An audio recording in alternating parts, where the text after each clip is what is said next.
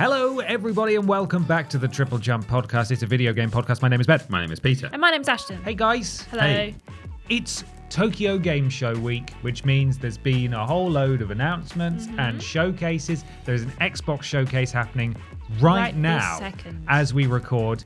Fraser is on standby to send me messages if something really crazy, super big gets announced, like a Silent Hill. Skyrim on your kettle. Skyrim on your kettle, or a Hideo Kojima, or a Metal Gear Solid. If any of that happens, it's going to buzz, but that's why it's not in the title of this podcast or the thumbnell, because we don't know. We can't discuss it yet because it's happening right now.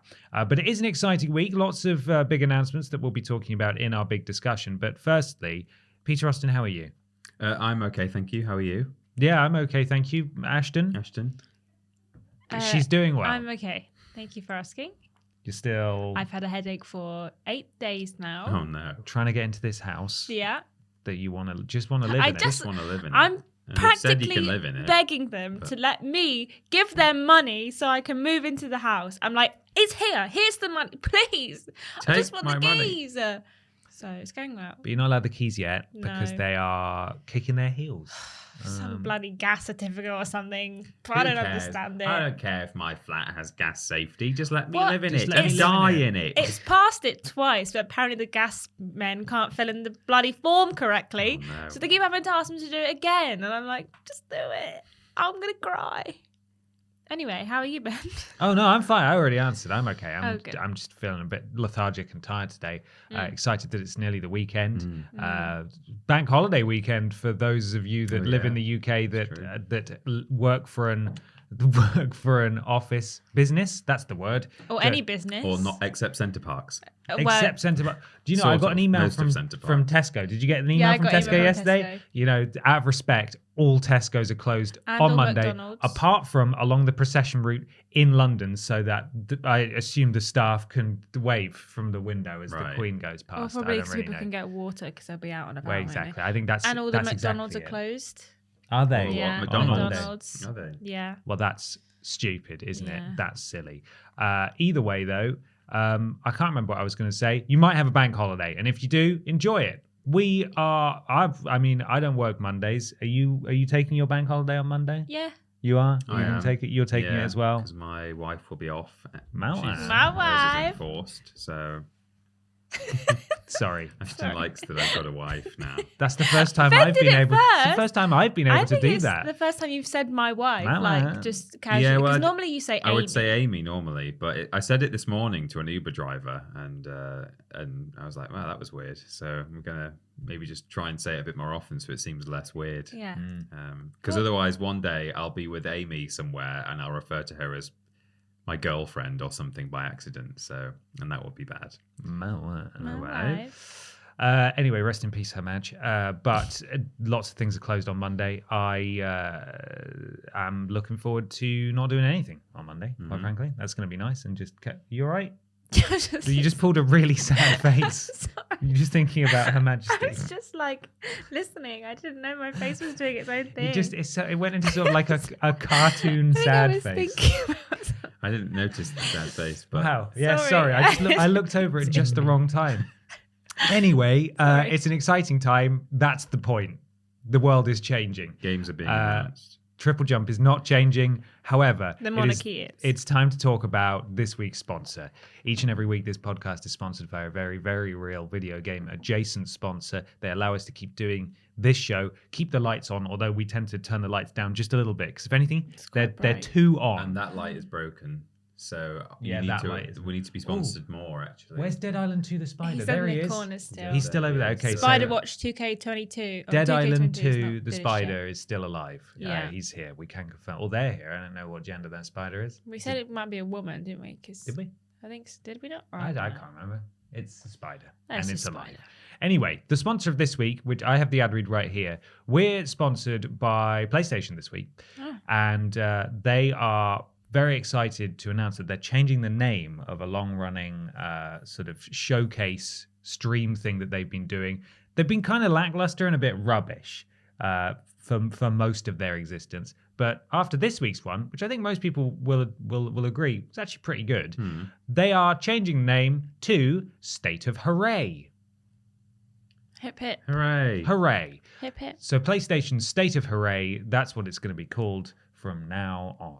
And they're all going to be good from They're now on. all going to be good, and we're all going to go hip hip hooray. Hooray. Are we going to From get now. more anime girls in them? I hope so. Well, I mean, between that and the Nintendo Direct, I think we have enough anime girls to go around for several lifetimes. Don't Yeah. know, Chief. That's right. There was a lot of anime that day. There was. Yeah. Hip hip anime. Is It's it real? not. It's not real. Sorry. No, it's going to be called State of Play, and the quality will vary wildly between events. Some of them will just be rubbish marketing agreements between companies and PlayStation. You thought this week's was good? It was pretty good. Oh, I don't really. interesting. I think I know it wasn't good because I literally don't remember anything apart from God of War Okay. and the anime girl going. Well, I mean, God of War was by far the biggest thing there, but we'll Yeah. talk about that in our big discussion later on in the show. Will First we? up, though, what? Yeah. Really? That big I read it wrong. Never mind. What did you? Hang on. I just thought Ashton, it what said do you think's going on? Nintendo Direct. Okay. I just Well, read you're the good. It's a good thing question. you can We're only gonna have to remember think of one some game, things. so that's Well, yeah. that's absolutely fine. We're talking about both the State of Play and Nintendo Direct. So, Ashton, you have about 45 minutes to think of something. Do you want to have a lie down? We'll just call on you, and it's You can. fine. Fortunately, I'll be going before you, so you can just say, "Yeah, I Everything was going to that- bring yeah, I like everything what that Peter said. Oh man, I wish Peter I said could it- just read them. Really good one. It's time for question one, which is brought to us by one of our wonderful patrons over at patreon.com/Team TripleJump, where you can support us for as little as $1 and be able to submit questions just like Richard Group. Richard Group. Thank you, Richard. What is the collective noun for a group of Richards, do you think? Riches. A riches of Richards. A Richard. good. That is I good. like that one. I like that. Thank you. Greetings, Bap. What are some games that you have ignored the bad reviews and/or hate about and ended up enjoying? Thank you, Richard. Thank you, Richard. I feel like there's a really obvious one that whenever I've played it, I've been like, I can't believe people didn't like this, but I just can't think of it. And I've been looking at like PlayStation game libraries and stuff and desperately trying to find out what it is, and I don't know what it is. So I brought a bit more of an obvious answer, something that I've talked about many times on the podcast. I enjoyed Star Wars Battlefront 2. It rightly got hate for its microtransactions, but I just didn't involve myself with the microtransactions, and I had a good time. And the campaign was a little bit boring and kind of rubbish, but I liked certain parts of it, and I really liked the multiplayer. So there. Suck it. Suck it. Suck Idiot. Dweebs. Yeah, Not that's you. right. Not you, though. Losers. You're not a dweeb. No, all of them. But the other one is a dweeb. Right. Yeah, the guy on your left, he's That's a real dweeb. dweeb. That's a real loser right there. So yeah, I think there's something else, but I don't know what it is. When was the last time you played Battlefront? Have you played it recently? No, not for a long time, but it's probably been about maybe 2 years now. In fact, it might have been. Did I play it? Have I played it since COVID? Probably not. I think we're talking pre-COVID actually. Since the PS5 PC. launched, maybe. Well, yeah, probably pre-PS5. So I'm surprised. I mean, that game may well have had some sort of compatibility patch, but I'm surprised that one hasn't been ported to PS5. I because think it looked pretty nice anyway. Well, yeah, it did, didn't it? I think there was some kind of upgrade or yeah, I think you could, because I think I nearly picked it up again on PS5, or not. I don't mean bought a copy. I mean I nearly just played the one that I already owned digitally. So I think you can play it on PS5, but I'm not sure because I haven't done it. Okay. But yeah, the closest other thing that I could think of was a game that wasn't necessarily really negatively reviewed, but it was there was a huge spread. It was really mixed reception, which is The Order 1886.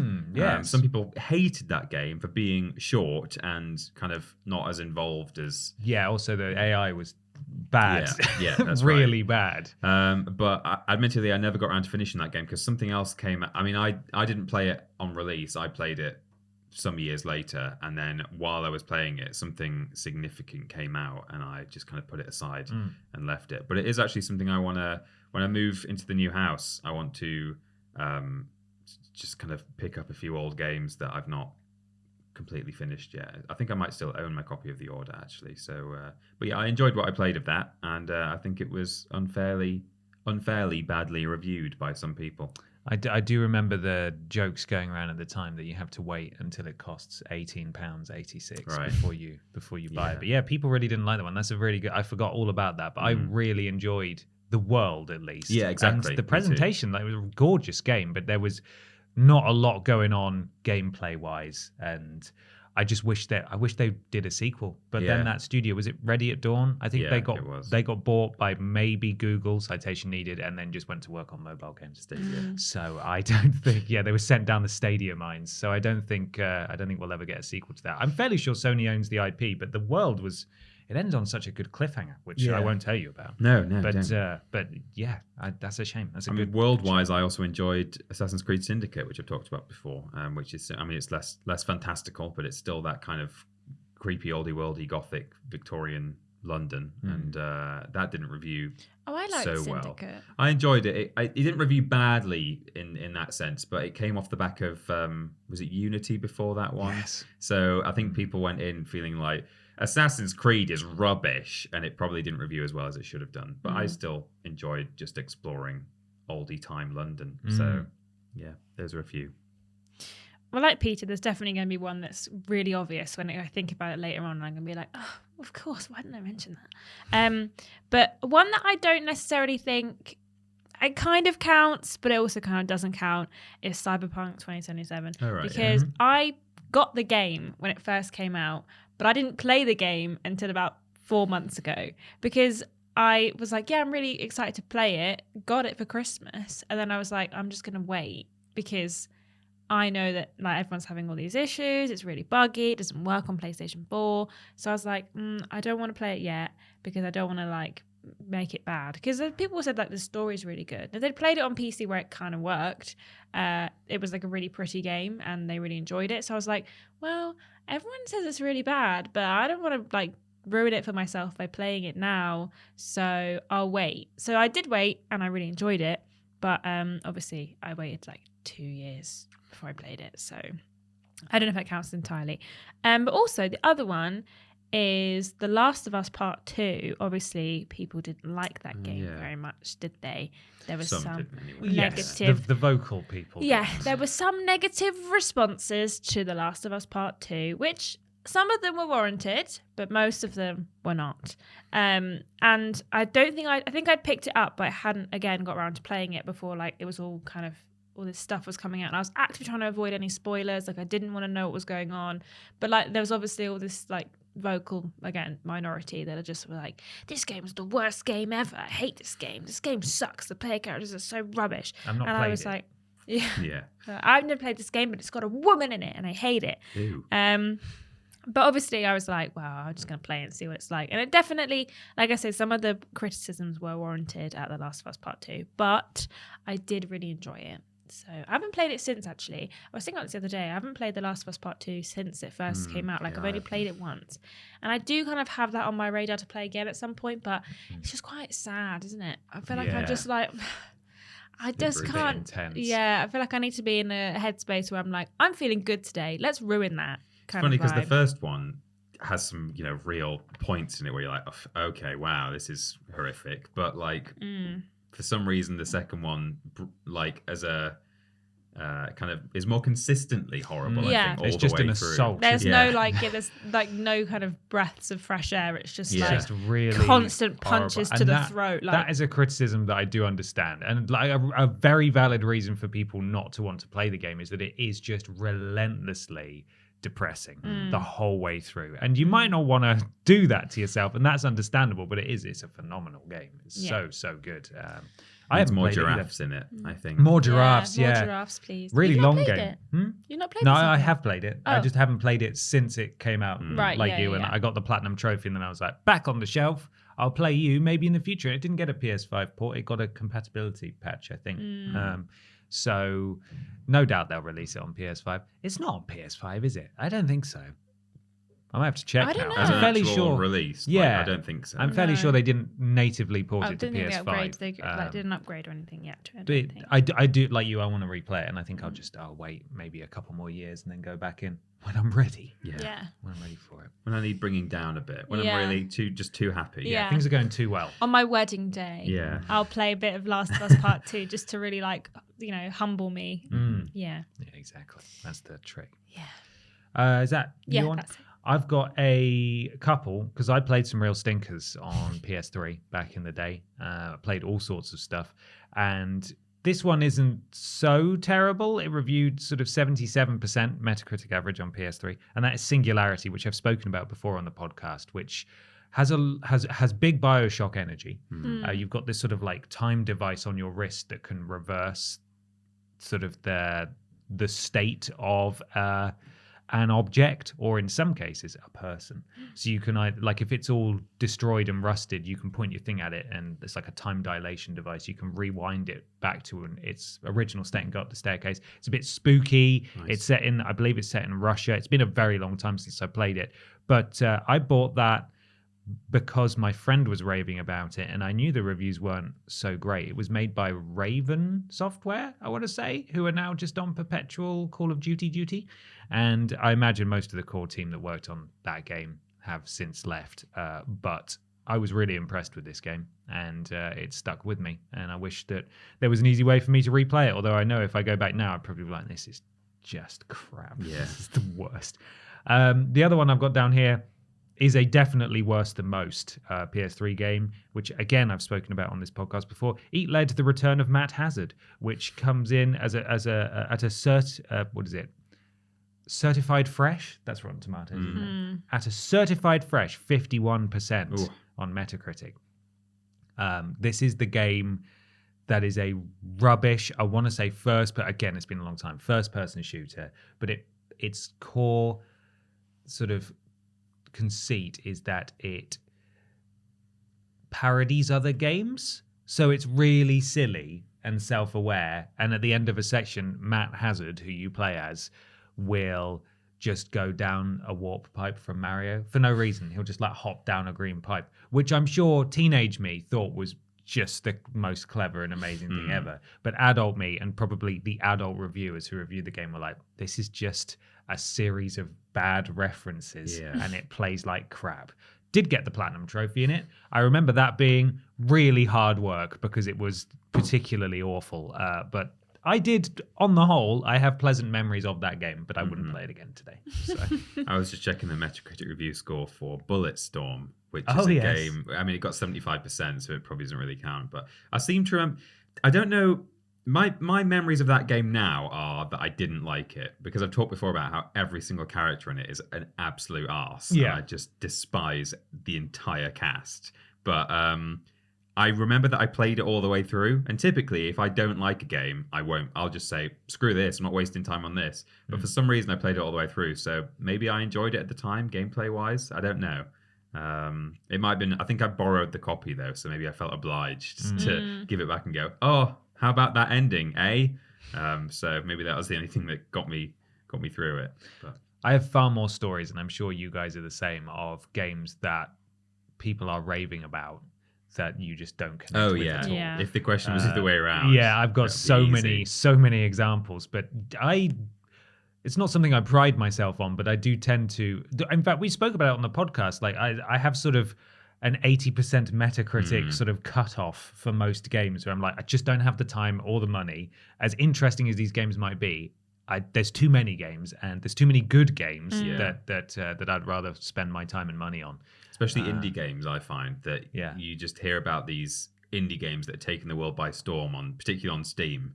And I'm not against indie games as a concept, like, I won't play any indie game. But you just hear about all these ones that people are raving about, but it's maybe just below 80%. And it's like, but it's got an interesting art style and a cool mechanic. And it's like, there's just too many of those. Yeah. Like, I appreciate that, lots of people are enjoying it, but I just can't sit down and play loads of roguelike side scrollers and stuff. I can't. Well, speaking of indie side scrollers, it's time for a section we've never done before where we get to talk about something. I'm not sure what it is. Ashton, do you know what it is? We talk about what we playing.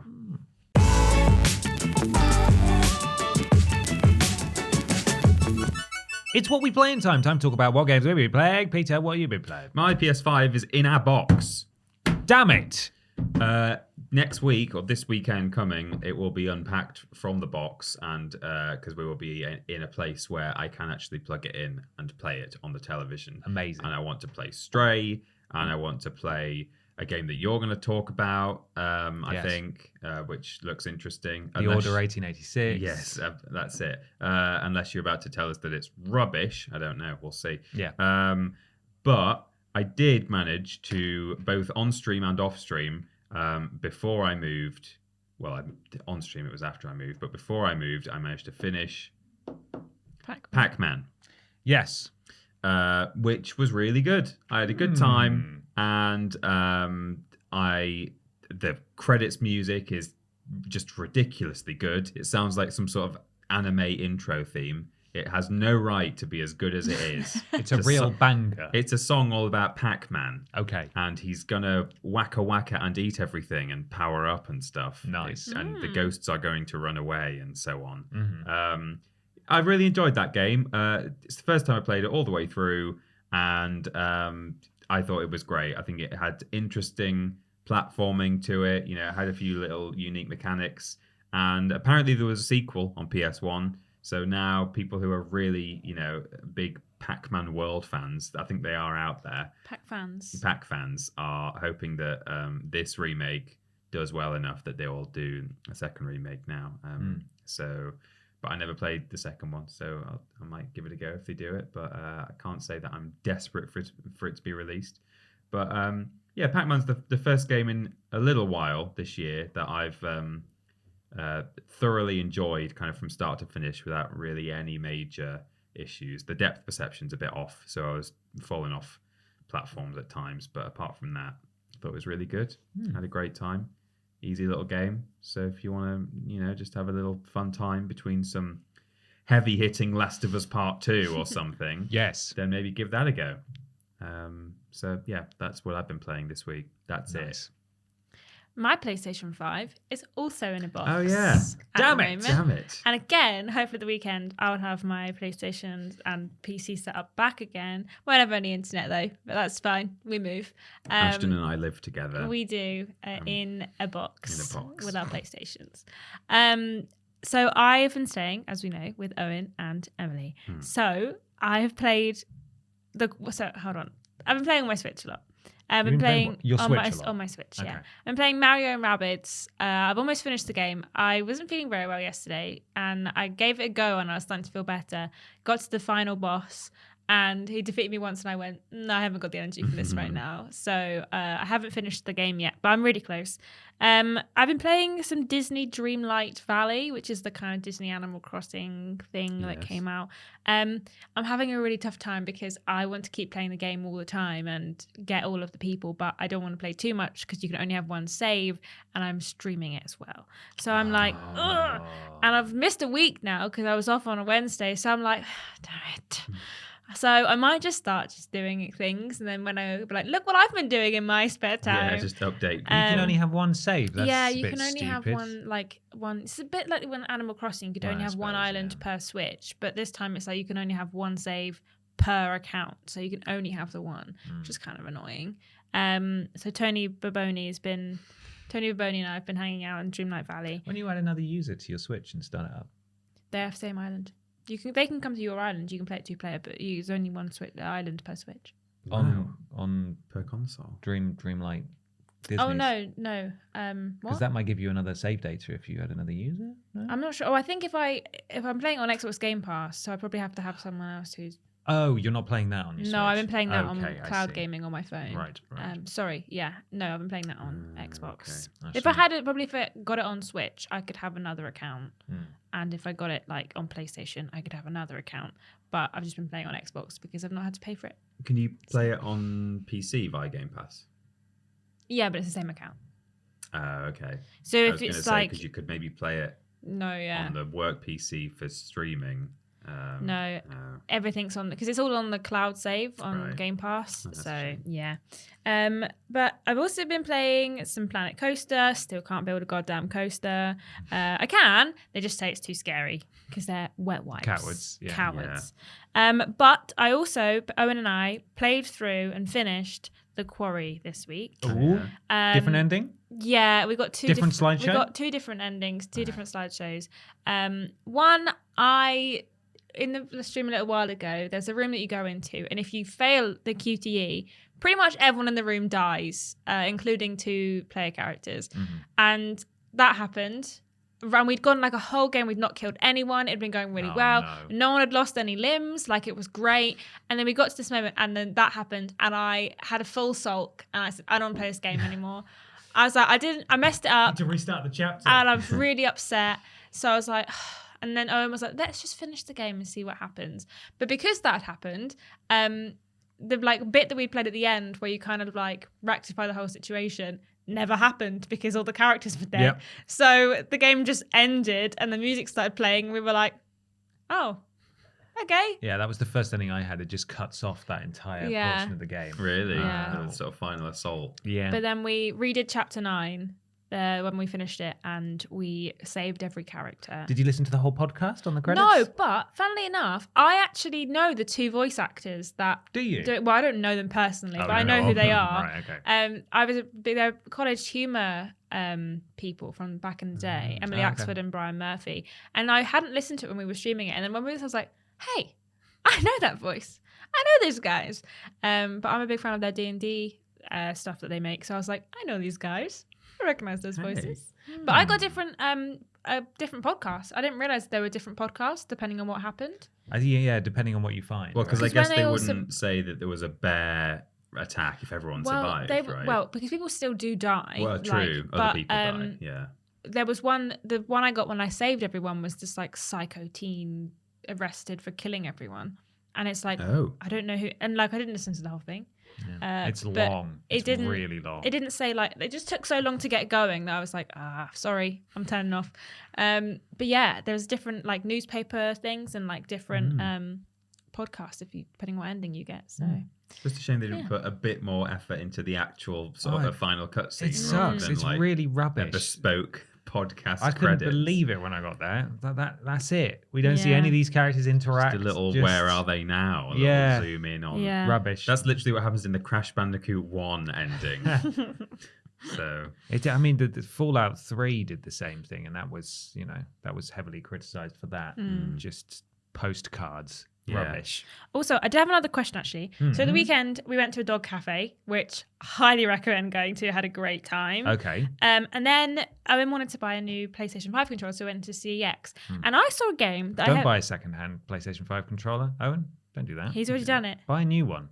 They're like £3 more expensive to get. It was actually quite a lot cheaper than getting a new one. Okay, well, I take it back. It still have sticky stuff. Was it all over gunky? it. Yeah. Well, Gunky. it wasn't too gunky, but we did clean it with an alcohol wipe after. Okay, yeah, you've got to do that. But there was a game that somehow like completely passed me by that I'd never seen before. That came out in 2020 called Beyond the Steel Sky. Have you heard of this game? No. Beyond the Steel Sky. I recognise the name. It looks like a cyberpunk. Sorry, I put it here. It's like a cyberpunk sci-fi adventure game, and it's got like really good reviews. And I've never heard of it. 9 out of 10. And it was sort of like I saw like a PS5 box because I was looking at the shelf and I was like, well, I know all these games, but I was like, I've never heard of this game before. So I almost bought it, but then I thought, you got paid deposit this week, Ashton. Let's not get crazy. But yeah, I'd never heard of it before, so I'm kind of intrigued by it. Have you like looked it up? I've been looking at the trailer and stuff. stuff. Yeah, it's like a dystopian city kind of adventure game. But yeah, it's weird. The fact that I'd never like heard of it, I was just baffled by the fact that it was just there on the shelf in a PS5 box, and I was like, who put this here? This is a trick. Is this for me? Will I buy it? But yeah, I wondered if you guys had heard of it, but obviously not. No. I mean, yeah, I've recognised the name, but no, I've never played it. Don't know anything about it. Maybe I'll buy it. Maybe you should. Not yet, though. Not yet, though. Get your house. In a minute. So you played? That's me, yeah. That's me done. That's me. I have played a bit more Cyberpunk 2077. They've added in the new thing now. Edge Runners. What? The Edge Runners update. Is that what it's called? Yeah. The Edge Runners update, where you can now do transmog and you can basically make your character wear whatever you want from the stuff you've collected, but the stat bonuses from new gear will still be applied, so you don't have to worry about stuff. As I discovered, there is a fairly significant bug in that you can just make them be naked. Yeah, I thought that might be the case. Yeah. Right. Yeah, so I put a coat, like it went into the wardrobe, and they were just, my character was completely naked. Put a coat on, and it was like, want to save? I was like, yeah. And then because it's first person, I then went to the bathroom mirror to check, and I was like, sure enough, there are my nipples. Okay. So, and then I thought, no, I don't want to. I'm not that perverted. So I did put my character in clothes, fully clothed. But that's cool. That's a nice thing. I'm glad, because I looked flipping mental running around with all the strange gear on that I needed for the best stats. I got so annoyed that I had to keep putting a helmet on, because I've spent ages on her face and hair, and now you're meaning I have to put a helmet on, and you're never even going to see it. She's going to get helmet hair. It's going to get helmet hair, and I was so sad. It's going to be a whole thing. And I'd have a nice outfit, and then it'd be like, do you want to be good? Put this huge coat on. I don't want to wear the huge coat. No, I want to look cool. So yes, that should have been in there from the start. I mean, a lot of things should have been there from the start. But I haven't done any side stuff whatsoever. I've just been doing the main story, and I am really enjoying the main story. It's super interesting. It's just taken a bit of a turn, and I have been thinking about it, and I want to go back and play it, but I haven't had the chance. But it's very good, and it is still sadly let down by you get out of this like ridiculously detailed cutscene, this great voice acting and this wonderful story. You step out into the street, and someone is like just walking in circles, and like sort of pedestrians are bumping into each other like they've got absolutely no brain, and it's such a shame, because I mean, we'll be able to dissect what went wrong with this game for years and years to come, but it is still, to an extent, let down by that stuff, where it's one part of it is so incredibly good, and then the game part is just kind of still a bit wonky. Well, and on top of that, there was so much hype for it as well. Like, if there wasn't all that hype and then it came out and it was sort of a bit rubbish in places, then it's like, okay, that lets it down, but okay. But like, it was going to be like the greatest game by, you know, the level of hype. That's kind of what was implied, but yeah, it's a shame. Still good though. Looking forward to playing more of that. Played a bit more Gears of War 2 in co-op on the final mission now, but had to turn it off because I was tired. So we'll finish that probably this weekend. And the Jesus Christ, can you step any louder? Wow. The indie game that you referred to that I played last night. In fact, I'm not even sure if it's an indie game. I think they do have a publisher. I didn't know it was an indie game, that one. But it is a side-scroller, and it's called Little Orpheus. This came out, I think, a couple of years ago. Fraser was telling me this morning that it was originally an iOS game, which explains why it's quite so simple. It came to PS5 this week, or PS4, sorry, this week, and I saw a trailer for it and thought, ooh, this looks really cool. Oh, it's developed by the Chinese room who did Dear Esther and Everybody's Gone to the Rapture. And I love those games. And this is a huge departure in that it's not sort of a walking sim, but it kind of is a walking sim because, again, it makes a lot of sense that it was a mobile game originally, if that is indeed the case, because essentially all you do is hold right and jump, and it's all narrated as you go. It's very lighthearted. It's a sort of basically just a straight up comedy. It's set in the 60s. You play as a SSSR not cosmonaut, where you get in a giant rocket drill and you drill down to the center of the earth and you find a new land, basically, and you're trying to claim it for Russia. And it becomes clear that your character has lied about their qualifications. They're just sort of a bit of an idiot coward, and they're in way over their head. And the whole thing is framed from the present day, still in the 60s, where you're being interrogated by a general over what on earth went wrong because you misplaced a nuclear bomb while you were down there. Whoops. And so the entire thing is the interrogation played over what's happening down there. And it's really silly. It's super simple. And it's basically, I would say, the textbook definition of a palate cleanser game. Yeah. Where you can just turn your brain off and just listen to the fun dialogue and hold right and occasionally jump and have to do some very basic puzzle solving. I like it so far. I haven't played a great deal of it, but it's only like 4 or 5 hours long. So I'm going to continue to forge through that, and I'm liking it a lot. So consider that a recommendation if you're interested in something a little bit simpler and a little bit more lighthearted. Not as heavy. I was thinking about streaming it. We both got codes. I'd never heard of it until this week, and so we both got hold of it, and I'm gonna probably stream it. So if you're unsure, check out Peter's stream in the coming weeks. That's what I played. Time for question 2. Well, speaking of recommendations, this comes from Michael Milan. BAP is real! I have just started playing and loving Orcs Must Die 3, a game I only started playing based on Peter's love of the game. Have you ever picked up a game purely based on someone's recommendation? Glad you're enjoying it, Michael. Well, actually, and loving. Okay, And hating I it. thought he just said, I am playing Orcs Must Die 3 on Peter's recommendation. I'm not enjoying it, No. but I am playing it. The Xbox event is over. Doesn't look like we got any crazy blockbuster announcements. Okay. Nino Kuni games are coming to Game Pass. Deathloop is coming to Game Pass next week. Persona 5 Royal is out in October on Game Pass, and the other 2 Persona games out next year at some point. Cars was a tweet that Fraser did. So I think largely not a huge exciting amount of stuff there. But there we go. So there are lots of games I've played where someone has said, oh, you should give this a go. And I might also know a bit about the game, having seen it.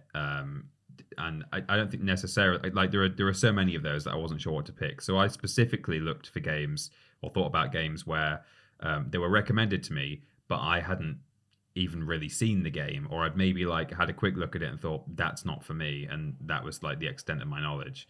So Terraria is one, again, that I've talked about on stream before, where I saw like maybe not even video of Terraria, perhaps just screenshots of it at the time, and thought, it was kind of the height of Minecraft, or its initial wave. It's now in a kind of a second, a renaissance, if you will. But in the initial wave of Minecraft's popularity, Terraria seemed to kind of come out around then, and it was like, this is just like a kind of rubbish 2D Minecraft. Like, I'm not interested at all. And then my friends said we should get a server, we should play it. Honestly, it's good. And I was like, okay. And we had an amazing time. And we've had sort of 2 or 3 different worlds. We sort of play it for a while, for a few months, and then we sort of go off and do our own thing, and then we'll start a new world again a couple of years later or whatever. So we've had a few little runs in that and had a really good time. Also, talking of side scrollers, Inside.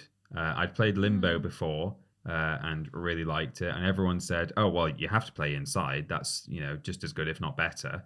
And all I'd seen was the trailer, and I thought, yeah, that looks good. I suppose I'll play that at some point, and I just never did, because it was always one of those, yeah, I must play that at some point kind of games. And then the more I sort of started talking about, I've got to give that a go, people again started saying, yeah, you should do. And one of the people was Philip Reed, actually, said, you have to play that. Try and play it in one sitting. You must tell me what you thought of it. He was really keen for me to give it a go. So I did, and I had a fantastic time with that game. I thought it was amazing, and I can't believe I sat on it for so long. So those are a couple from me. As I say, specifically ones where I'd kind of written it off, not just like, oh, I'm interested in that, but yeah. Ashton? I trying to find a word here. I've just lost all the words. I only have one where it's like someone I didn't know. And that's when I was a bit younger, when I first got my laptop and I got Steam, and Hat Films were playing Viscera Cleanup Detail. Oh, yeah. They did one stream, and for some reason I was like, I want that game. So I bought it, and then I've never played it. Well, I played it for maybe like a few hours when I was younger, and then like I was enjoying it, but I was like, okay, and then didn't play it again. But in terms of actual people like recommending it to me directly, when I broke my leg, I was pretty sad because I couldn't walk or do anything. And MB came home with a copy of God of War, and he was like, I think you'll enjoy this. Just give it a go. You don't have to put much effort in. If you don't like it, you can just turn it off and go back to watching whatever weird rom-com I'd found on Amazon Prime. So I did, and I obviously really enjoyed it. It's a great game. I haven't actually played it. I kind of feel like I've not got enough time now to play it again before the new one comes out. Yeah. Same. But I really enjoyed it. But I wasn't probably it wasn't even on my radar. I didn't even think about playing it. And he came home and he was like, you should play this. I've put it in the PlayStation for you. You've not even got to get up there and put it in. Just sit on the sofa and play God of War and take your morphine every couple of hours. And I was like, gotcha, will do. So yeah, I played Mighty Morphium time. But yeah, I really enjoyed God of War. And then the other thing was the first Borderlands. Ben and I had been together for maybe a year at that point, and we were looking for something to do, and he was like, well, I really like Borderlands. I've been playing Borderlands 2 with my friends. Why don't we give Borderlands 1 a go? And I wasn't convinced because all I had was this crappy little laptop that doesn't really run anything. I still have it now. It's still crappy. It still doesn't run anything. And I was like, I don't know. And he was like, well, I'll play on my PC and you can have my laptop. So I'd go around his house, and then for the period of maybe 6 months that it took us to play it over the course of an evening a week, whenever we'd go to his house, can we play Borderlands again? Can we play Borderlands again, please? And so he got me into Borderlands to begin with, which is nice. So yeah, Those are two recommendations that I probably got there. I enjoyed the games we played.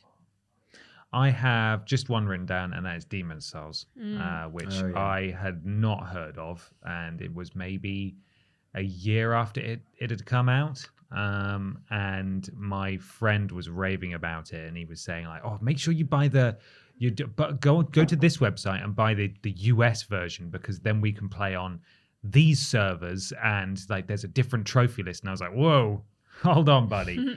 This doesn't make any sense to me at all, because Demon's Souls was released in 3 different regions. There was the Japanese one, the US one, and the European one. And I don't think there was much to do with the servers in terms of, I believe you could play with people on the other servers with the different regional versions, but they did all have different trophy lists because they were technically separate games. And I think they were published by different publishers in all 3 regions as well. So could you theoretically buy all 3 and get 3 platinums? Yes. Nice. Yes, you definitely could if you were able to play the Japanese one in Japanese. Yeah. Although I imagine it would have an English setting there on in the settings somewhere. But Demon's Souls was one that I had absolutely no knowledge of, and I remember I was on holiday with my family, and we were in France at a campsite, and I was waiting for my GCSE results to find out if I was going to go to university or not. And I was like, I've failed. I've messed this up. I'm not going to go to university. My mum was like, it's okay. Look, if the worst happens, we'll do this. We'll sort this out. You'll be all right. And I was still like, doesn't matter. My life's over, because it's all about grades. That's what you have drilled into you every day as a child. It's about doing well at school or you're buggered. Yeah. So I was going between the crappy tent thing we were staying. That's rude. The bad tent thing that we were staying in I did not enjoy, and the tiny little reception hut where there was Wi-Fi, and I was connecting on my bad laptop and trying to work out, see what my results were. And I got just good enough to get to my excellent university of choice, right, Ashton? DeMontfort University. Best university in the world. University in the world. But also, I was feeling so good after that news that I bought a few games off the internet, and one of them was Demon's Souls because my friend was raving about it, and I never looked back. By which I mean I hated it and didn't play it again for 2 years, and then I loved it. So there we are. We got there eventually. But that's my big recommendation game. Nice. Wow. Now it's time for something a little bit strange, a little bit peculiar, but also informative. It's time for some weird news. Weird news. Weird.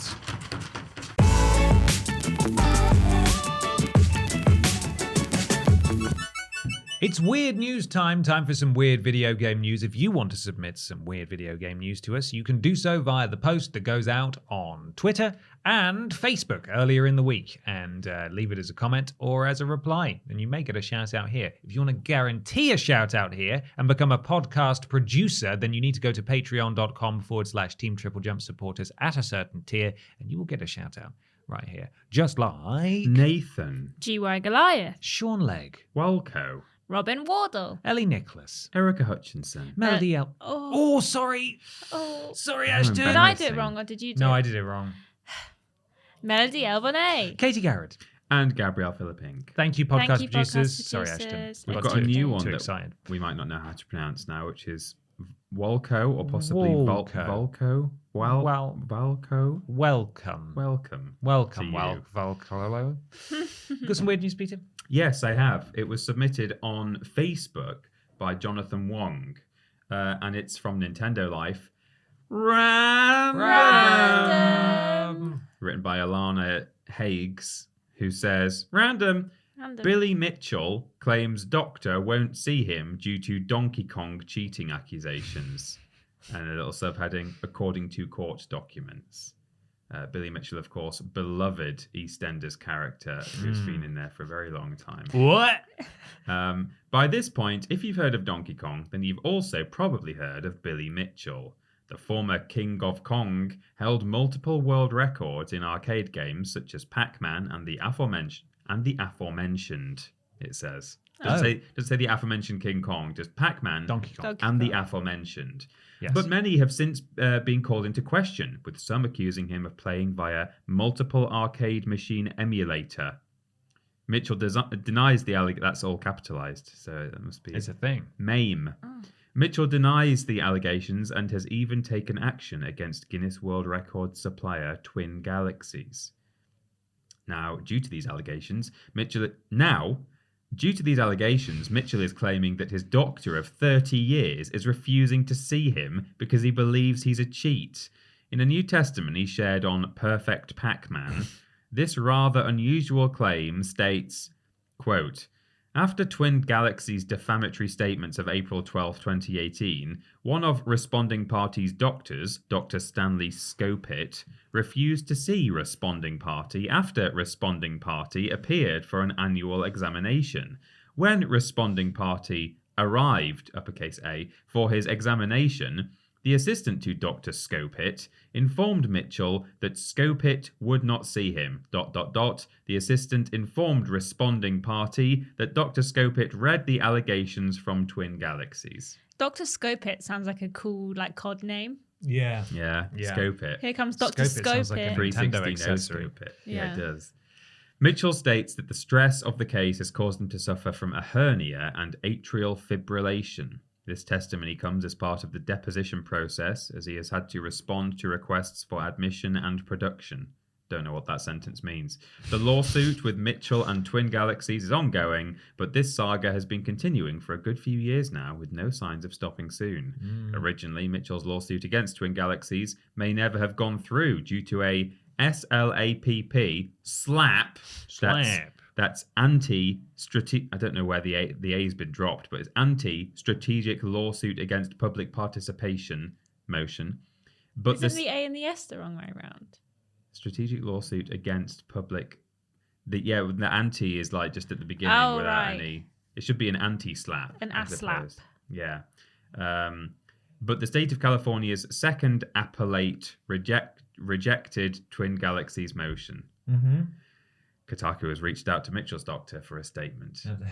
I don't. That's a lot What's of that words mean? there that are English words, but Yes. I don't know them. Hi, Billy Mitchell here. Yeah. Oh my- Cheating at arcade games. Allegedly Doctor's cheating at arcade appointment. games. I have a hernia. We won't see you, cheater boy. Get Cheaty out. boy. Go to a different doctor. Dr. Scopit says no cheaters He's in in this America. house. He might as well be left for dead. If Yeah, he that's chose to. true. Can you imagine Yeah. how complicated that must be? Goodness. Ashton, what you got? I have some weird news too. It comes from Anthony Economou on Facebook. Thank you, Anthony, for sending this in. It's on Kotaku by Patricia Hernandez, the first lady of weird news in Kotaku's end. Something is kind of wrong with Disney Dreamlight Valley's version of Mickey Mouse. It's a classic Mickey Mouse design, but the eyes don't work the way they're supposed to. Oh. I feel weird pointing this out because the detail is subtle, but it's been bothering the hell out of me while I played Disney's extremely good take on Animal Crossing. In my defense, though, Mickey Mouse is one of the most iconic and recognizable characters on Earth, and video game graphics particularly let you see into people's paws now. It's hard not to notice something is off in the world of Dreamlight Valley, especially when you've grown up with these characters. The Mickey Mouse design featured featured in Disney Dreamlight Valley is the standard if not classic scheme we've all come to know and love. Mm-hmm. Okay. Our favourite mouse boy is wearing oversized yellow shoes, bright red shorts, and big old white gloves. He's mid-sized, so Goofy towers above Mickey quite easily. So far, so good. The issue lies entirely within Mickey's eyes. There's something wrong with Mickey's right eye. The larger oval is misshapen and slightly smaller than the left eye, and the pupil, however, remains the same size. As Mickey's eyes move about, the effect becomes unsettling, it's as if his eyes are too narrow or close together. Sometimes like his pupil is getting crushed by his eye, or like it doesn't fit somehow. The game will make the asset clip into each other during some moments, depending on what you do. So you can pretty much make Mickey's eyes just like bash together and like clatter about inside of his head. Mickey's eyes are also designed to follow you when you move around, and he's shorter than you, so he's always looking up. I don't think it's intentional at all, but the result is that Mickey looks like he wants to murder you half the time. His stare is both wrong and weirdly vacant, like a messed up painting that's stalking you around the house, ready to abduct you when you're not looking. Which admittedly might be a great game for the set of Disney's Haunted Mansion, but just feels wrong here. I'm sorry if you didn't notice this before, but now you can't unsee it, because like I said, it's a small detail, and I apologise if you still can't see it at all. I'm not sure I would have seen it either if it weren't for playing alongside a bona fide Disney adult, my girlfriend, who then immediately informed me that Disney has internal guidelines for how Mickey Mouse should be depicted, so she knew there was something very wrong here. I was going to say, I bet it does have really strict guidelines. Yeah. I know I'm not crazy, though. There's a certain pose he does, too, where the lower part of his eyes sink in, one Register wrote in the thread of Dreamlight Valley forums discussing this very phenomenon. Now I'm left to wonder, Mickey, just what did happen to Minnie, who's missing at the start of the game? What's fertilising that beautiful garden your beloved wife loved so much? Yeah, but he looks weird. Yeah, so like that's him like looking at you. Oh, that's not good. Oh, and then there's like other photos of him just like with his eyes being a bit weird.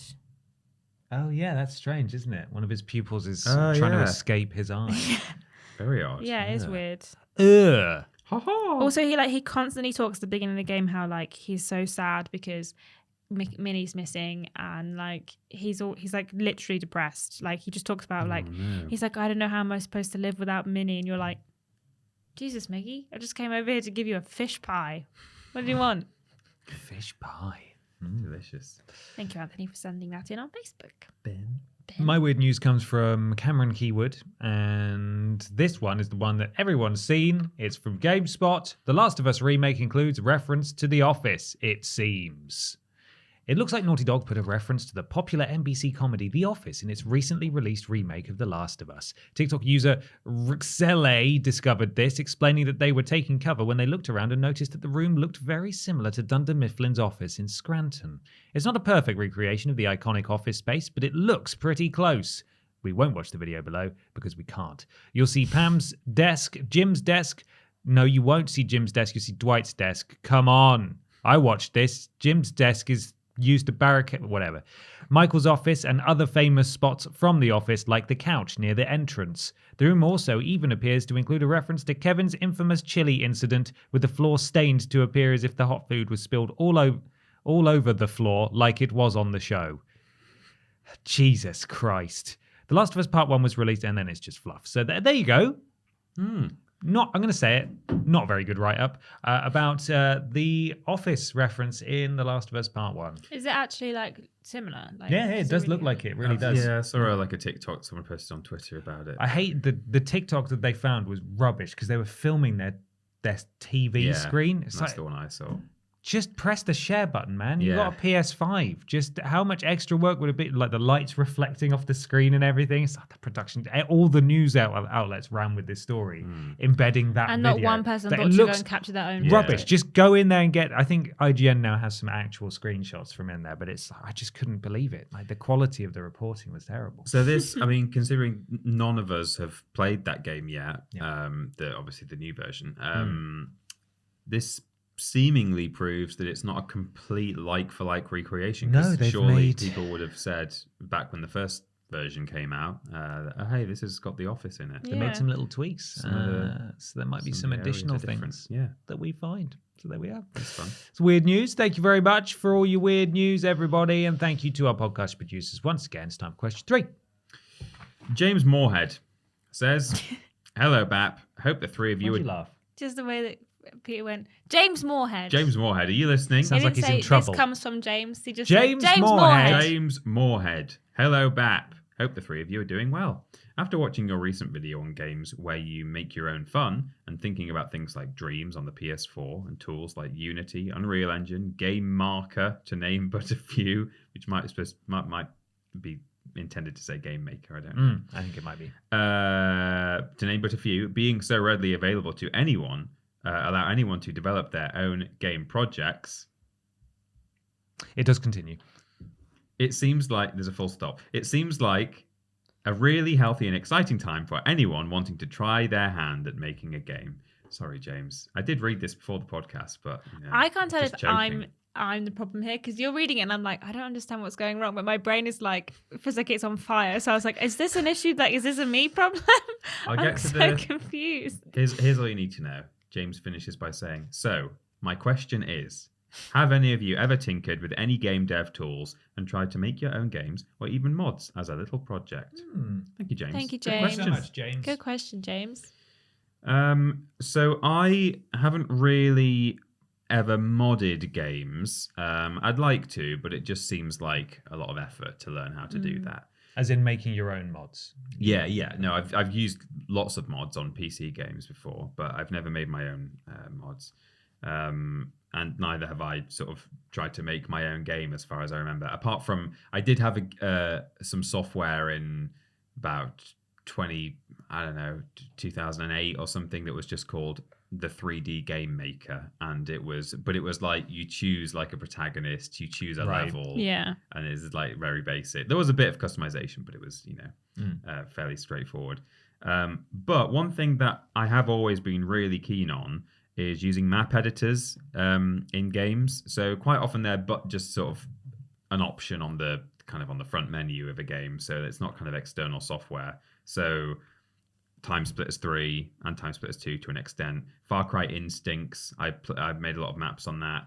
And I used to play all the Stronghold games. I've talked about them before. They've all got map editors in-game. But there was one game called Sacrifice on PC that was this kind of... It was like third person over the shoulder, but it was almost, you could say RTS, in that like you would summon all of these units and then you would like command them around, but you're just like walking around on the ground, like in the world. And that had like an external bit of software that came with the game called Scapex, and you could use that to create your own levels. And there was like logic stuff and like triggers and things like that. Like you can make events happen and things. So I used to play around with that and have a lot of fun with it. And people would share stuff online, and it was a lot of fun. But it's probably the closest I've ever got to kind of making my own game or modding, is that using kind of external map making software, map editing. Ashton? No, because I tried on Dreams, like I did like the like tutorial levels in Dreams, but I just don't have the skills or the patience to like do it. I get started, I'm like, I'm gonna make something, and then I get like maybe a few hours in, like with bloody Planet Coaster, I can't even make a roller coaster, and I'm just like, well, if I don't have to, I'm not gonna do it because I've lost interest now because it's not turning out how I want it to, and therefore it's bad.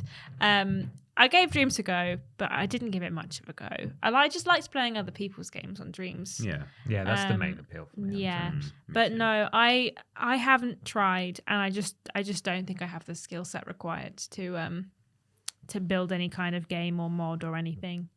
My boyfriend probably does. He's always doing something or other, like modding something and looking at some kind of programming, and I'm like, oh, that's good. And he tries to explain it to me, but it just sounds like this, blah, blah, blah, blah, blah, and I don't understand what he's saying. So, I haven't tried or done it. So, okay. Have you been?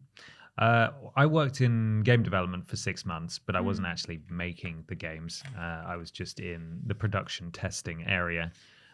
So in that sense, I have experience, but not in like making my own game. But I did play, excuse me, an awful lot of Little Big Planet 2 when that came out. And I made all sorts of stuff in there because that was the first one where you could technically make your own games and not just levels. Like they were levels, but you could make little games in them. So I made a very rudimentary basketball game where it was, a little court, and they had a power up in Little Big Planet 2, which were like these gloves that you could zap an object to and then aim and throw it. And so I had a ball, I had a court, I had 2 hoops, and I'd like put a sensor over it so that if a ball went through that hoop, it would change the number at the top. And it sort of worked, kind of. It wasn't, the people are so good at those tools that you'll just go and play any basketball level in Little Big Planet 2 and it'll put my one to shame. But I was very proud of that. I spent a lot of time making that. So I messed around in the level creator for Little Big Planet 2 probably way more than I did in 1 or 3. And then I haven't touched Dreams' character creator either. But that would be my main hands-on, I would say. I didn't have a PC until this year. I've never had a PC before. I always had like an old Mac, so I couldn't really do anything with it on that front. But there is a series that I'm watching at the moment, and it may have popped up for you because it seems like it would be up your alley as well, where this guy is remaking Simpsons Hit and Run. I've seen bits of that, yeah. There's a video where I don't know if it's the same guy or a different guy who remakes Hit and Run in 24 hours or like in a week or something, and that's a video. But this is like an ongoing series where each week he's adding more things, and like I think he's building it in Unity. Excuse me, I'm not entirely sure which engine he's making it in. And isn't he trying to stitch Unreal, all the maybe maps together so it's big open world? Yeah. So he stitched it all together. He's got all the art in. He's like customizing it, adding pedestrians, up-resing all of the textures and stuff. It's really interesting, and each episode's like 15 to 20 minutes long. I think their channel is called Rubes, Reubs. I think he's an Australian guy. I think he's Australian. Oh God, he might not be. That's great though. It's so fascinating. I just don't have the know-how. Some really. people are it's so just clever. It's the kind of thing that you sort of need to get. When I was getting obsessed with playing PlayStation games, some people get obsessed with making games, and I feel like that ship has long since sailed for me. It's too late for me to get into that. But some of these guys, particularly this guy and his YouTube channel, I think they got into it as like teens when Discord was already a thing, and they've just learned and gotten so good at it that they can just remake entire games. That's fine. I follow a guy on YouTube called Ard, A-R-D, he's a British guy, and he has kind of created his own, I don't know how you create your own Crash Bandicoot Insane Trilogy level editor. So he's made a level editor for the game. And I think actually that was his first kind of experience programming. He said he wanted a level editor for that game, and there wasn't one, so he learned coding so that he could do it. That's insane. Just learn coding. Yeah, exactly. Just do coding. it. So he's posted loads of videos of like completely like new custom levels he's made. He's posted ones where he's like edited levels to have like just interesting things, and he's done videos as well where it's can you complete Crash 1 or Crash 3 or whatever.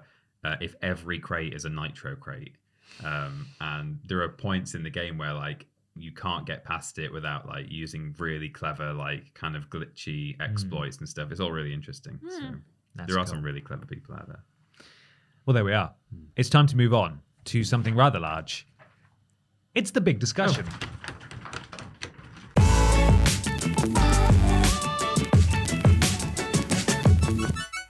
It's big discussion time for the big video game discussion. This week it comes courtesy of Dr. Fact, Rio Koki, and Jack Bradshaw, who all asked very similar questions about Nintendo Direct and the state of play. We're condensing that into what were the highlights and what were the lowlights. I think we're all bringing along a few from either that we really like the look of, and perhaps one slightly negative thing as well. Something we didn't like so much. Firstly, though, Peter, what did you make of the Nintendo Direct and the state of play overall? Nintendo Directs don't excite me very much because I don't play Switch ever. And even if I did, I would probably just be playing the games that are kind of mainstream, kind of multi-platform. I mean, I probably wouldn't be playing them because I'd be playing them on my PlayStation. But if I didn't have a PlayStation and I had a Switch, I'd be playing the stuff that has maybe come across from PlayStation and Xbox. I'm not that attached to Nintendo's IP. You know, I'm not even a big fan of Zelda. I know that everyone says Breath of the Wild was kind of the game of the year at the time, and I can appreciate it from afar and think, yeah, that looks great, but it's not for me. So the biggest announcement of the Nintendo Direct did nothing for me whatsoever. But you know, I can see the appeal for people who are into that kind of thing. As for the state of play, I'm kind of in between the two of you. I think you said you thought it was like pretty good. That was all right. Yeah. You sort of made a I was noise. just a bit indifferent. I thought it was much less bad than it normally is. Yes. There was like not a lot of kind of rubbish, boring filler. There were a few things that I thought, oh yeah, really good. Okay, interesting. So talk about those in a bit. But yeah, I was kind of okay with it. What do you think, Ashton, of both? I thought that there was not a lot in the Nintendo one that I was really interested in, / that was really announced. I think that the whole thing was just like, what guff can we stick around so we can call it a direct to announce the name of the new Legend of Zelda? I know that a lot of people really like a lot of the games or the franchises that Nintendo have. I find it really hard to like be excited about them because it's just so not my kind of thing. And like, obviously I don't want to like, you know, poo-poos people's likes. Yuck anyone's yum. I don't want to yuck anyone's yum, but I just don't have an interest for the like anime style games. Like, it would have to be something really, really interesting to get me into it, because I just can't stand the voice acting. Yeah. Like, I just hear the and I'm like, no, I don't want it. I think a lot of people would be inclined to agree and would then say, play with the Japanese dub. But I don't think the problem's really solved because there's still those noises. Yeah. Exactly. So, yeah, there was not a lot really that I was interested in Nintendo Direct. Lots of farming games. So many farming games. Yeah.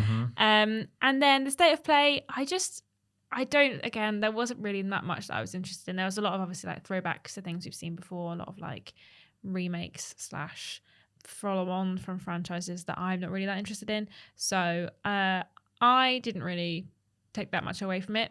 And also it was at 11 o'clock at night, so I was really sleepy at the time. So yeah, I didn't really care about either of them, to be honest. What do you think of the Xbox one? Did you like that one more? Oh, I really liked it. Glad we watched all of it. We sure did. Just now. Yeah, it's really good. The Direct was a bit of, I mean, it was fast paced. It felt at times like a bit of an assault on the senses. But there were several big franchises that I know Nintendo fans are a big fan of. And I, like you guys, don't really play on Nintendo consoles. I've got them. Don't really play on them all that often, though.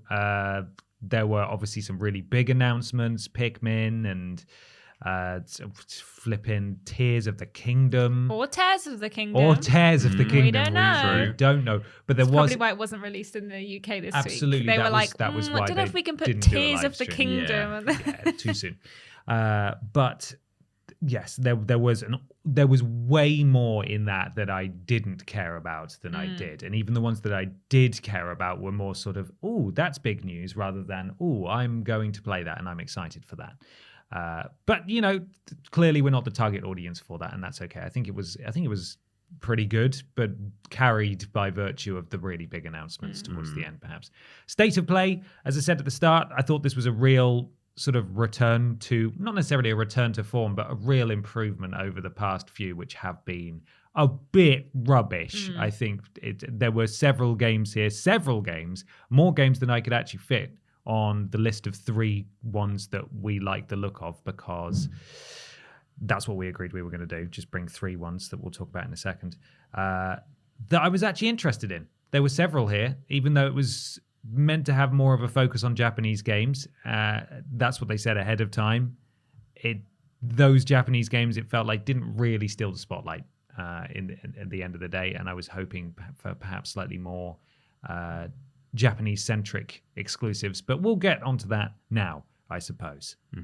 What are your highlights from the Nintendo Direct? From Nintendo Direct, my highlights were Well, for a start, I think like some of the best stuff that was on there is stuff that, as I say, is kind of already out elsewhere. So the things that probably would excite me the most if I hadn't yet played them would be Tunic, Resident Evil games coming to Switch. It Takes Two. Switch Cloud. Yeah, it's Switch Cloud. It can't run Resident Evil. But yeah, so those are all coming. Those are great. But in terms of like 3 sort of proper announcements, if you can call them that, I thought Octopath Traveler 2 looked very pretty visually. It's not for me. I'm not actually going to play it, but I thought visually and graphically, I thought it looked really nice. I like the kind of mixture of kind of it's a sort of a 2D, quite retro art style, but then the lighting that it had around it was all kind of contemporary. So I thought that was really good. I appreciate that there are some more N64 games being made available. I used to play Pokemon Stadium with my friends after school sometimes. Really enjoyed that. And GoldenEye, of course. Be interesting to see if and how the controls of GoldenEye are updated. Maybe they won't be touched at all. I suppose they have to, because literally the buttons are different on a Switch compared to a N64. But that's great. As much for video game preservation as anything else. And then also, I quite like Diddy Kong as a character, because I used to play Diddy Kong Racing as a child. So it was nice to see Diddy Kong is going to be in Strikers. I know he's been in Smash Bros, so it's not like the first time we've seen him in ages. But any love for Diddy Kong is good in my book. So those are like the highlights of my Nintendo Direct, which kind of says it all. And I appreciate Breath of the Wild's sequel for what it is. But yeah, that's it. I liked the name of one game specifically. I like the name Various Day Life. That's a silly name for a game. I didn't really know. I can't remember much about the game. I just remember being like, that's a weird name for a game. I like it. We're getting some golf in Switch Sports. Golf Battle Royale as well in there. Battle Golf, whatever they called it. That'd be fun. And then, was it Harvest Moon: A Wonderful Life? The remake? Yeah. I'm quite... I'll probably give that a go. Maybe, if I have time. But I like that they announced that you can be male, female, or non-binary character, and you can also romance pretty much any character that you want. So you can live your little queer farmer dreams if you fancy it. And Pikmin 4. Excited for that. We didn't know anything about it. They said the exciting thing about it is you play from the ground. And I was like, cool. Nice. So yeah, again, I just really wasn't interested in that much. I don't know if it's just the week I'm having or like the whole thing. I just was like, oh, okay. I'll tell you one I didn't like though. What's that? Fitness Boxing Fist of the North. That looks silly. It was a boxing game. It did look a bit silly, Fist of the North. You're not, you're all northern now. Now you live up here. So yeah, wow. I don't have fists to the north. No, hope not. Yeah. If we're doing the things that we didn't like as well, my one, in a way, was the Harvest Moon or Story of Seasons, A Wonderful Life. I'll tell you why. I just don't think it's that impressive considering they said it's a remake. It's not a remaster. It's been remade. And I've seen some side-by-side stuff on Twitter since the trailer. And it kind of almost looks like all they've done is brighten it, like literally just upped the brightness, and it's, HD now or 4K or whatever it is. Like, I just kind of thought, if you're remaking it, I understand that Harvest Moon has a certain art style, and I'm not suggesting that they make it look photorealistic or whatever, but I think we've come further than that in terms of remakes now, like being able to cleverly take an old graphical style and make it look new and shiny and pretty without losing some of the original charm. And I think they probably could have done a better job with that. I mean, that's just me picking out one specific thing that, I thought that could be better, but I don't actively hate it. But yeah. I used to love Harvest Moon. I think It's a Wonderful Life was maybe one of the PS2 Harvest Moon games, and I really, really enjoyed that game, even though I was absolutely terrible at it. So I'm sort of interested in that, but it's not made my list. The 3 that I've got here are, of course, Tears of the Kingdom, which is out the 12th of May next year, apparently. Yeah, can we write the month instead of the date in number form? Because we didn't know if it was December or it was May, because it was the 5th of the 12th, or was it the 12th of the 5th? It was a bit confusing. If it's not Please, got a number over 12, you can't really work it out.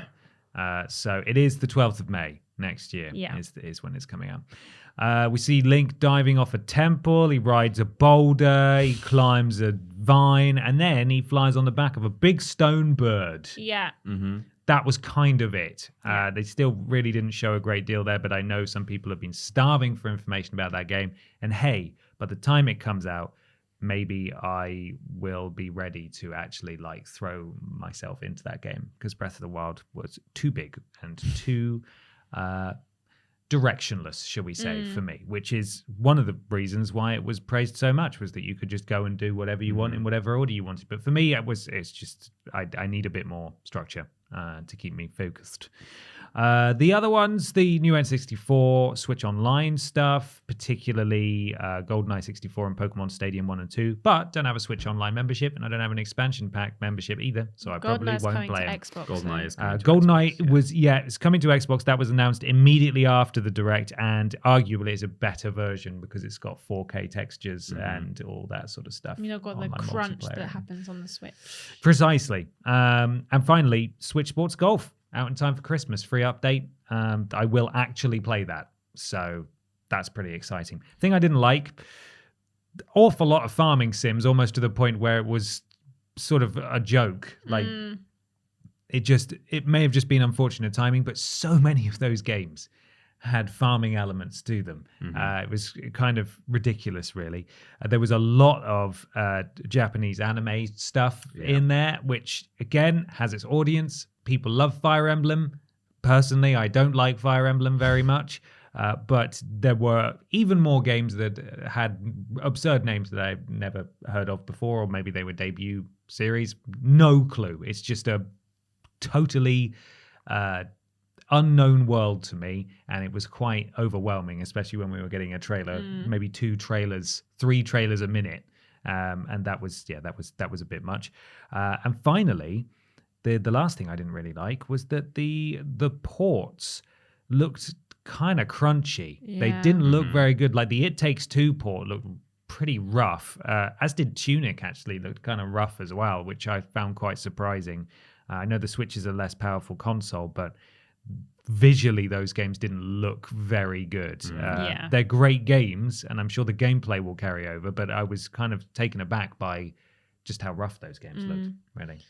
I also thought that the Final Fantasy Guitar Hero on Switch was a bit stupid. Yeah, they just kept saying 60 songs, and then plus 400 80 songs. Plus another 200 songs. Then more songs from this franchise. Yeah. It was I don't know. And this is no comment. These games are no comment on Nintendo. Obviously, that's Square Enix's weird decision. But there was a lot there that I was not interested in, and the stuff that I was interested in, I may never actually play. So there we are. State of play wise, what did you think, Peter? What have you got that stuck out to you? I've got another, not one of my 3, but just a comment. I think Dameo is how to do cards without pissing me off. Really? Okay. I how thought much I hate cards. Yeah. At least that game is like tabletop board, like role-playing game. Like why is it in VR? Well, but why is it in VR? I mean, yeah, you're Doesn't right. make sense. But all I'm saying is, if a game is going to force cards upon me, at least have it so that I'm sitting playing D&D at a table, and I'm I've got a hand of cards, and I'm rolling dice, and play my card. So I hate cards, but those cards I didn't hate. Yeah, because they fit. Okay. Anyway, 3 games that I liked. Tekken 8. I really like Tekken. I've played them all the main series installments anyway. Tekken 6 was a bit rubbish. Tekken 7 I quite liked. I haven't played it since it originally came out, but it was fine. So looking forward to that. Tekken, I learned this morning, has the Guinness World Record for the longest cohesive, is the adjective used, the longest cohesive storyline. Without major breaks in development. Yeah. So that's interesting. Yeah, and that footage apparently was captured from a PS5. It is coming to Xbox as well, day and date, I believe. I thought that the guy was fighting himself. I was like, are these two people the same? They're father and son, so Ah, yeah. One of them, his boobs were like so pronounced that every time I see that screenshot go up on Twitter, I think, is that an arse? No, it's whatever. Is it Kaz? Moobs. There's Kazuya and Jin. I don't know which one. It might have been. I think it's Jin's boobs. Is it this guy? Is that the screenshot? There's an old one and a young one. I think that's the old one. No, that's not the screenshot. I think Push Square keeps reposting about it, and it's just this screenshot of like him slightly side on, just tatas, and with his tatas. His tatas, yes.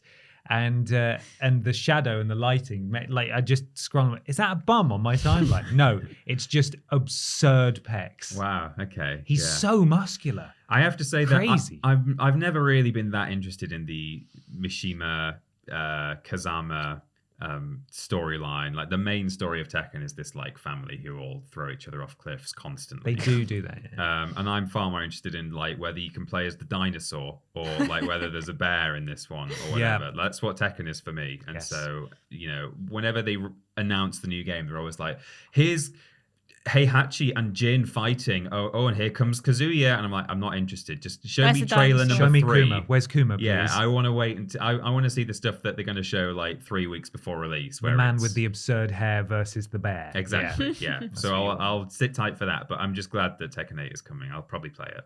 Yeah. Haunted Hogsmeade. Trans women are women. Haunted Hogsmeade looks all right. I'm gonna play that game anyway. Kind of spooky, didn't it?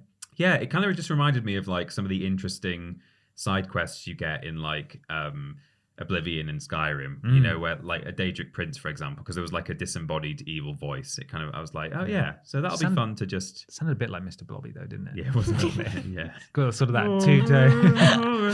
That would be really scary. I think that's a PlayStation exclusive quest. I think that one. It is, yeah, and it also said so you get like there's some outfit, I guess shopkeeper's outfit, and then something else, and then it said.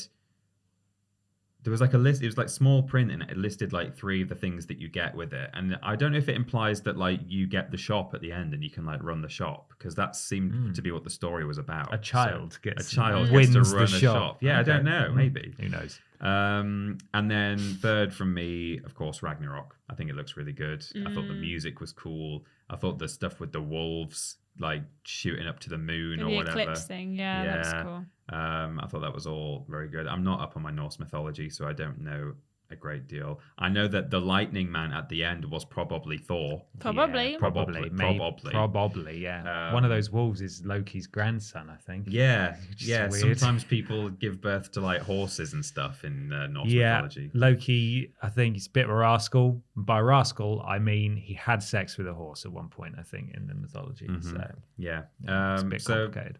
Looks great. And I'm starting to wonder, do you think Kratos might die at some point? And I'll tell you what, a lot of gods are gonna die. Yeah. I don't know which ones. Is this the end of... They said that this isn't going to be a trilogy, but also... This is the end of the Norse thing. Yeah, they said this is the end of the Norse thing. He may end up just going and messing up some Egyptian gods. Yeah, I don't even mean necessarily is he going to die in this game, but I think, like, do you think they're sort of raising Atreyu to be the replacement, almost in a kind of Joel Ellie kind of... I hope not. Whenever they bring in a little protege in a game like this, you have to start to fear for the life of the protagonist. I hope not. If anything, I think Loki will die and Kratos will go mental and kill Odin and stuff, or anything. I have no idea, but I don't think they can kill Kratos. No, I think you can't necessarily. But then, The Last of Us Part 2. You never bloody know. He dies a lot in the original games. Like, he does get killed a few times. Even if he dies, and he dies pretty much in like every game. Death and then they're can like, have me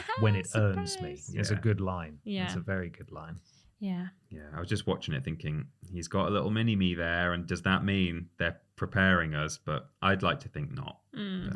Ashton, what did you like and hate? Liked God of War. Yeah. Yeah, I'm really excited for that. When they were like, and one more big announcement, and then showed the controller, I said, love that. You better not. Was so good. I was like, how dare you? And then they showed me the trailer. I'd been kind of avoiding a lot of the trailer stuff for Ragnarok because I kind of didn't. I know I'm going to buy it, and I didn't want to see too much of it. So I was a bit like, I'm not going to watch any trailers, but obviously I watched that one because it was in a state of play.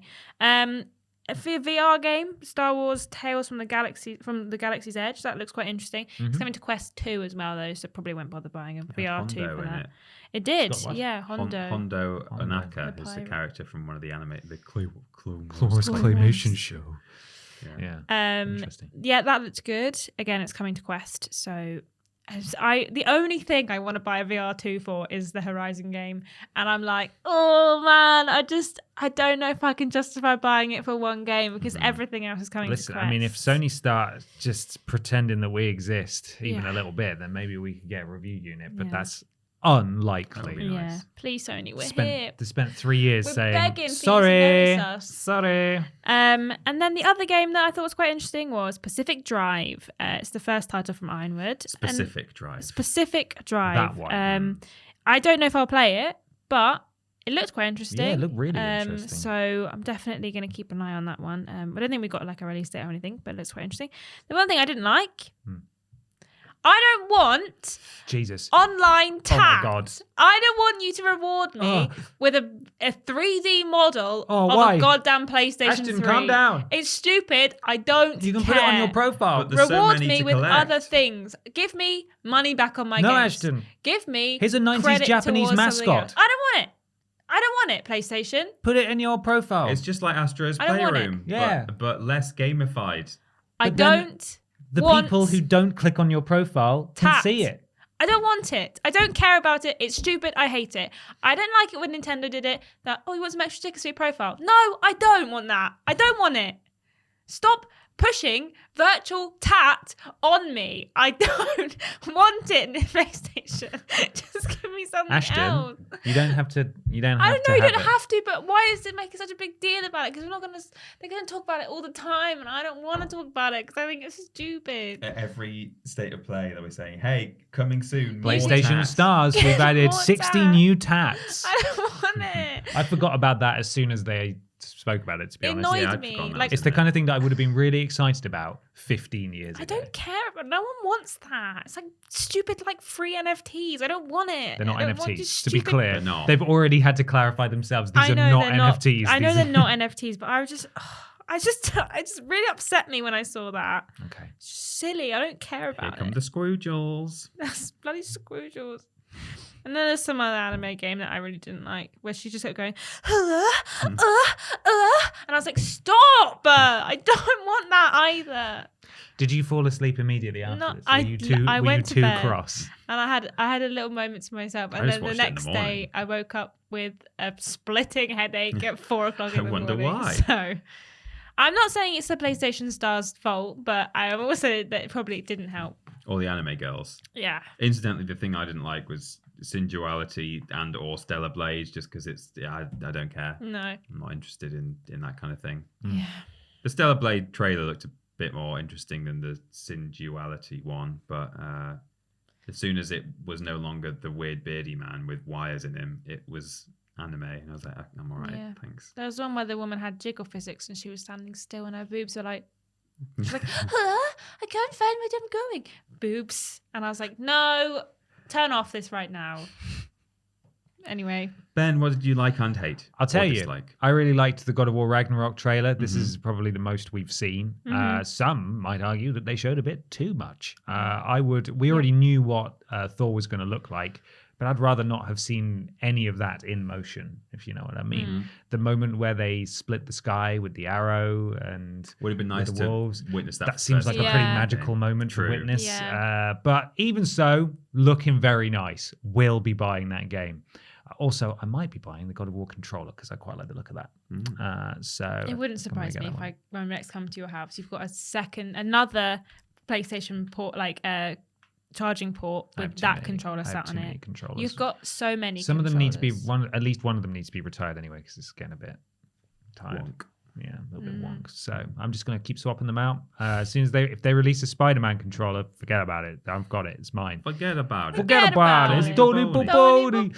Of course, I also like the look of Like a Dragon Ishin, which is a remake of the Japan exclusive Samurai Yakuza game from years and years and years ago, which I think Yakuza fans have been clamoring for. I'm a sort of fair weather Yakuza fan in that I'll dip in every few games or so. I've played 4, 6, and Judgment, and I really like them. Judgment slightly less so. Of course, they're rebranded Yakuza now to Like a Dragon. So this will be called Like a Dragon Ishin, and Yakuza's called Like a Dragon. That's what they've changed it to now. So yeah, they've dropped the Yakuza thing now. I think Judgment is its own series as well. So yeah, it's called Like a Dragon Ishin, and that looks pretty cool. I would like to give it a try. It looks absurd, and they've added some sort of popular characters in there. Like I don't know if Majima was always in there, but he is in there. Certainly in this trailer. I think they have added some stuff in. Anyway, I don't know an awful lot about it, but this game, I think, was a PS3 game originally, and people were saying, I really want to play that. Why aren't you porting that one? And now here we are. It's coming in remake form, so that's exciting. Additionally, Rise of the Ronin, which is a Koei Tecmo and Team Ninja feudal Japan action RPG. That looked pretty cool. Looked a bit Ghost of Tsushima a little bit. So I am cautiously optimistic for that one, and I'm interested to see how that comes along, although it's a little way off, I think. What I didn't like, given that it was a Japan-centric PlayStation State of Hooray, was that there was no Bloodborne, there was no FromSoft, there was no Silent Hill, and there was no Metal Gear Solid, which were all the sort of big swings, like, if there was a time to announce it, this is probably the time, but it was still quite unlikely, so... Yeah, there were games there that I didn't like, but on the whole, for me, there were a lot of games there that I actually was quite interested in and will be keeping an eye on, including Specific Drive. Yeah. I'm not so keen on Rise of the Ronin or Like a Dragon because I've said before, sounds like a problematic statement to make, but I'm never really that bowled over by like kind of Eastern... Japanese culture, yeah, sort of like set that kind of thing, which is not because this just in, Peter hates all Japanese people, right? Print that now. Confirmed. TripleJump rumor confirmed. But I'm not that interested in, for example, Romans or whatever. It's not, there's Romans various. Don't exist anymore, Peter. No, they don't. That's true. Well, neither do the samurai in that sense. True. Feudal Japan doesn't exist. True. No, just There's various, almost kind of tropey, or what would the word be? Archetype, historical I can't archetypes. believe you don't like Romans. I hate Romans. That's really strange. I've got opinions Romans on... are so cool. I like pirates. I don't like Spartans. You like the Victorian era. I like the Victorian era. There's things that I do like and things I don't like. And one of the things I'm not ever that interested in is sort of feudal Japan. The Japanese. Or just anywhere that's not England. Don't care. I find it to be too much most of the time, but in some instances, just right, as with Persona and Yakuza. Yeah. But yeah. See, Persona, like I think modern kind of Japanese stuff. Right, like slice of life stuff I find really interesting. That sort of escapism is really cool. Well, wonderful. That's what we thought of the Nintendo Direct and State of Hooray. Let us know in the comments what your favorite games were, what your least favorite moments were, what you thought of the conferences overall. Are you excited for something in particular? Shout it at us in the following places. He's trying to grab his paper. There With it is. just my thumb, but it was Ew, just I too didn't like far the way your away. knuckles were like clanking against the sorry. clip. I didn't mean to do Sorry. it. I thought I could reach it with my thumb, but I couldn't.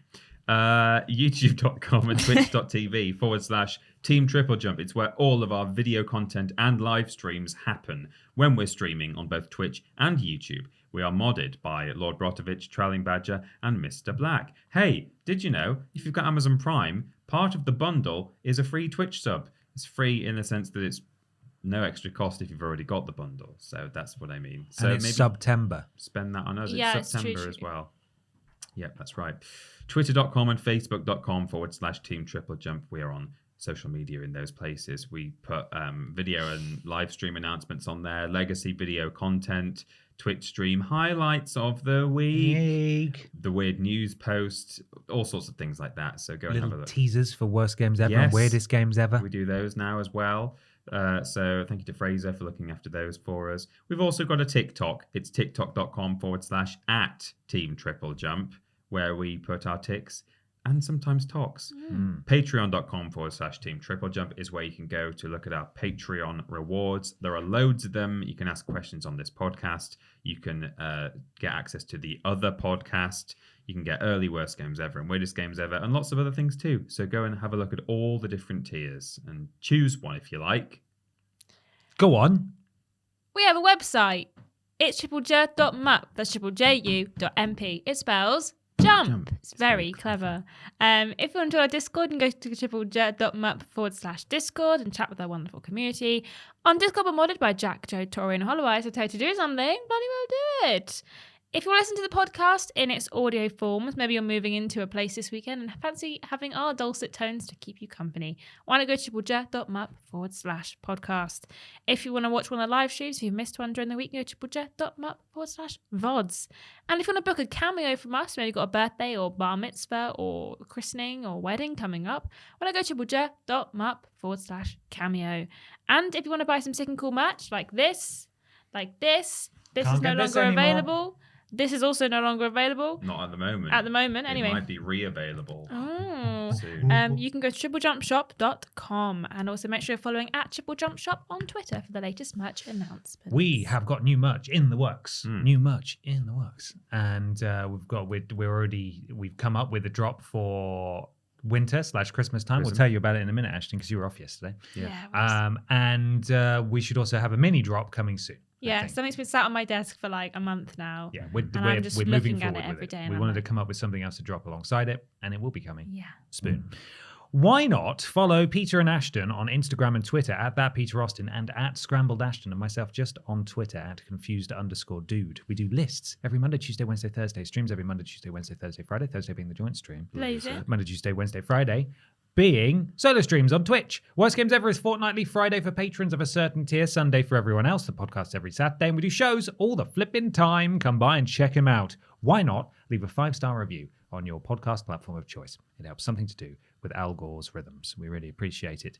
This week, we've got Worst Games. We have. It's, should we say? We sometimes we do, sometimes we don't. We've got a Worst Games Ever. I'll say it's Paddington Bear. Oh, I'll say. Blimey. And it's a blast game, so you know it's going to be stinker. Yellow. It's yellow. The button. It's going to tell you. Press the Paddington button to eat a marmalade sandwich. Horrible. It's very fitting as well. Did you pick them up? No. It was completely by chance, and we were thinking, is it okay to release that a day before the Mom. Queen's funeral? Will people be cross? No, we don't think so. There's no reference of the Queen. It's just our bear. It was pure chance, the way it went. Yeah. So, yeah. Please stop leaving marmalade sandwiches outside of Buckingham Palace. Yeah, don't seagulls put marmalade sandwiches. The rats and the seagulls like, oh yeah, don't mind if I do.